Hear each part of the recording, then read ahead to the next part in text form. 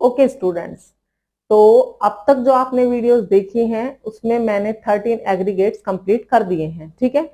लेकिन मैंने सिर्फ आपको 8 एग्रीगेट्स के ही न्यूमेरिकल कराए थे। अब जो अदर आपके 5 रिमेनिंग थे उनके न्यूमेरिकल्स हम इस वीडियो में कंप्लीट करेंगे। आई होप कि जो आपने पिछली वीडियो देखी है 5 एग्रीगेट्स की, वो आपने अच्छे से रिमाइंड कर लिए हैं कि प्राइवेट इनकम को कैसे निकालना है, पर्सनल इनकम को कैसे निकालना है, डिस्पोजेबल इनकम को कैसे निकालना है, ठीक है। तो चलिए इसके न्यूमेरिकल सॉल्व करके देखते हैं। ओके, तो देखिए दिया हुआ क्या है आपको, GDP at MP 14,000, NIT 500, income from property to government administrative department 1000, depreciation है 1200, interest on national debt 300 and current transfer from rest of the world 200, NFIA minus 300। And हमने कैलकुलेट क्या करना है, प्राइवेट इनकम। अब जरा अपने दिमाग पे जोर डालिए, प्राइवेट इनकम कौन से नंबर का एग्रीगेट है ये आप मुझे बताएंगे, ठीक है। मेरे ख्याल से प्राइवेट इनकम जो है, देखो 8 मैंने आपको बताए थे, ठीक है। 9 था नेशनल डिस्पोजेबल इनकम, ठीक है। 10th था आपका प्राइवेट सेक्टर को एनडीपी एट एफसी में से कितनी इनकम मिल रही है, और जो आपका 11 है वो है आपका प्राइवेट। हमें इसमें कैलकुलेट करना है प्राइवेट इनकम। तो चलिए स्टार्ट करते हैं कैसे इसको कैलकुलेट करना है।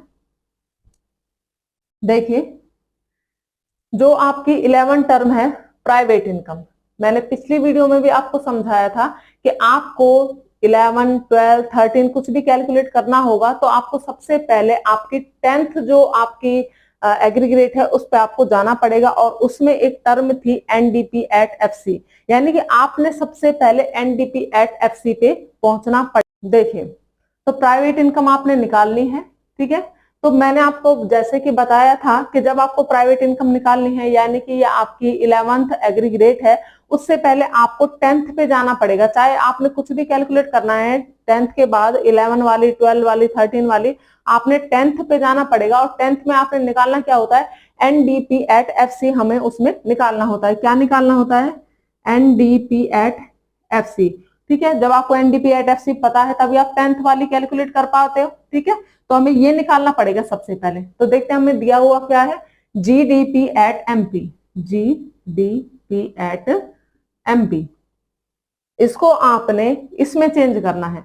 जी को आपने एन में चेंज करना है, ग्रॉस को आपने नेट में चेंज करना है। ग्रॉस से नेट पे आने के लिए क्या करते हैं, माइनस डेप्रिसिएशन, तो माइनस डेप्रिसिएशन, ठीक है, माइनस डेप्रिसिएशन 1200। ओके, अच्छा जी, डोमेस्टिक है, प्रोडक्ट है। अब आपको मार्केट प्राइस से फैक्टर कॉस्ट पे आना है, और मार्केट प्राइस से फैक्टर कॉस्ट पे आने के लिए आपको चाहिए होता है एनआईटी। क्या इसमें एनआईटी है, बिल्कुल है। तो हम क्या करेंगे, माइनस एनआईटी, यानी कि अब आप कहां पे पहुंच गए, एनडीपी एट एफसी पे अब आप पहुंच गए हैं। तो आपको 11th वाले ग्रेड पे जाना है, तो आप क्या करेंगे, एनडीपी एट एफसी में से डिपार्टमेंटल इनकम या फिर आपकी प्रॉपर्टी से या एंटरप्रेन्योरशिप से जो आपकी इनकम हुई है डिपार्टमेंटल, वो माइनस करनी होती है।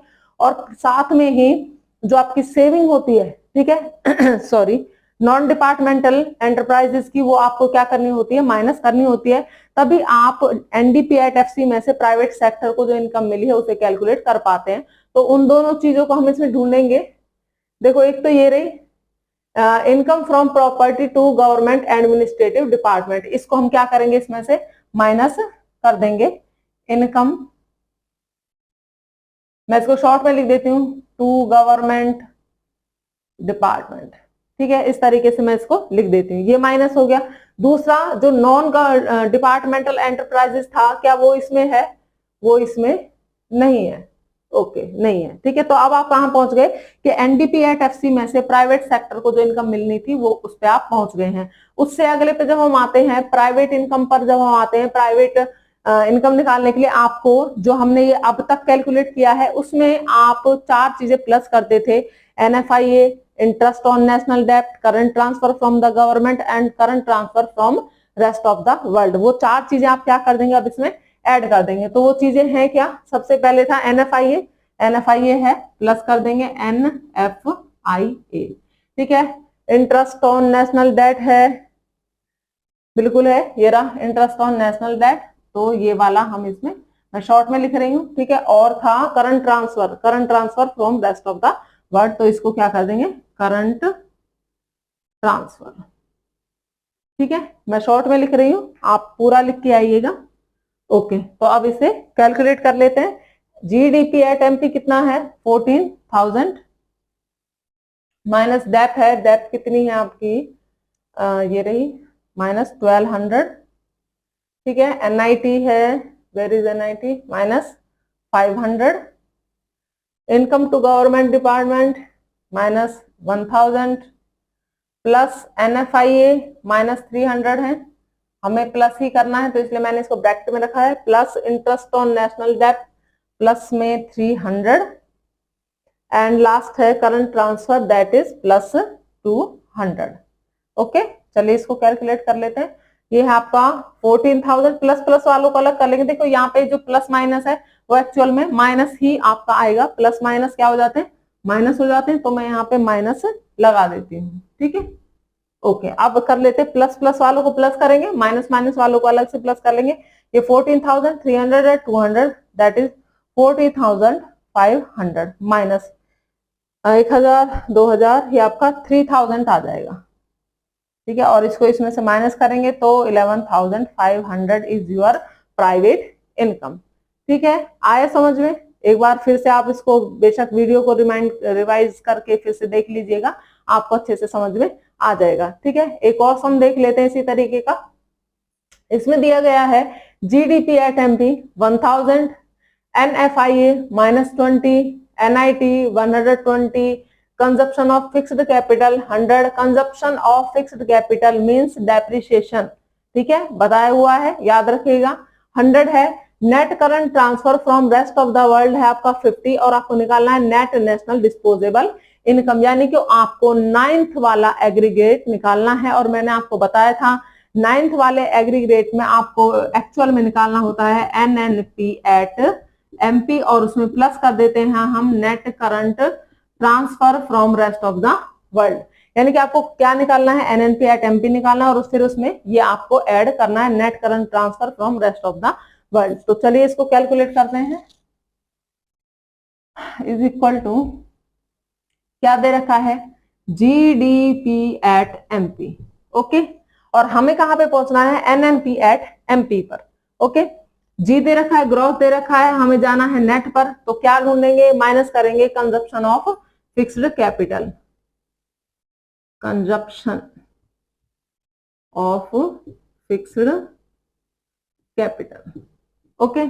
ओके, अब आ जाओ डोमेस्टिक, डोमेस्टिक को नेशनल पे बनाना है, प्लस कर देंगे एनएफआईए, एनएफआईए दे रखा है, दे रखा है, ओके। तो यहां पहुंच गए अब हम। अब प्लस में एक चीज और ढूंढनी है, नेट करंट ट्रांसफर, वो भी आपको दे रखा है, net current transfer from rest of the world, वो हम इसमें क्या कर देंगे, प्लस नेट करंट, शॉर्ट में मैं लिख रही हूं, आप इसे कंप्लीट कर लेना, ओके।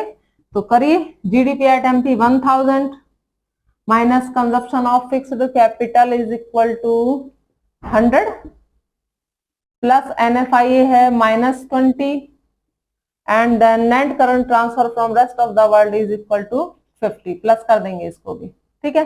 अब है 1000 minus 100 minus 20 plus 50, plus plus वालों को अलग से कर लेंगे, 1050 एंड माइनस 120, इसको इसमें से माइनस करेंगे तो आ जाएगा आपका 930, that will be your net national disposable income, okay.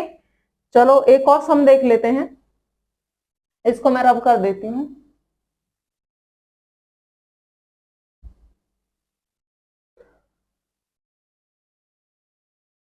एक और सम देख लेते हैं, इसमें आपको प्राइवेट इनकम दे रखी है,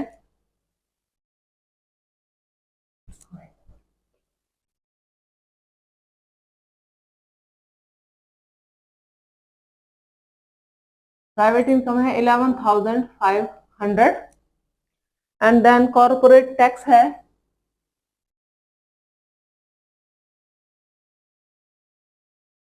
200, एंड सेम कॉर्पोरेट सेविंग है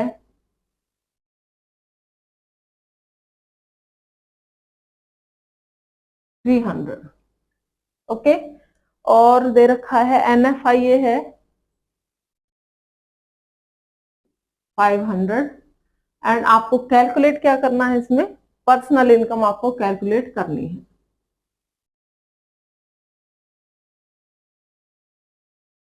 ओके, तो प्राइवेट इनकम से पर्सनल इनकम पर जब हम जाते हैं, अगर आपको याद होगा तो क्या करते थे, माइनस में दो चीजें करते थे, वो थी corporate saving and corporate tax. तो ढूंढते हैं और करते हैं इसको। Okay, personal income is equal to private income minus corporate tax and minus corporate saving. दोनों चीजें हमें दे रखी हैं, ठीक है, निकाल लेंगे। 11,500 माइनस, देखो अगर आपको एक्स्ट्रा में कुछ दे रखा है तो आपको उससे कोई लेना देना नहीं है। ये जरूरी नहीं है कि इसमें जितनी भी वैल्यूज दे रखी है वो सारी ही प्लस माइनस होंगी। आपको जितने की जरूरत है आप उतना ले, बाकी का छोड़ दे, ठीक है। ज्यादा संचय अच्छा नहीं होता, सवाल गलत हो जाएगा। तो ओके, कॉर्पोरेट टैक्स कितना है, -200 एंड सेविंग है -300, यानी कि 11,500 minus 500 and your answer is equal to 11,000. It will be your personal income. Okay, कुछ सवाल आपकी बुक में होंगे, आप सॉल्व करके देखना। आई एम श्योर कि डेफिनेटली आपके सॉल्व हो जाएंगे। मिलते हैं नेक्स्ट वीडियो में, बाय।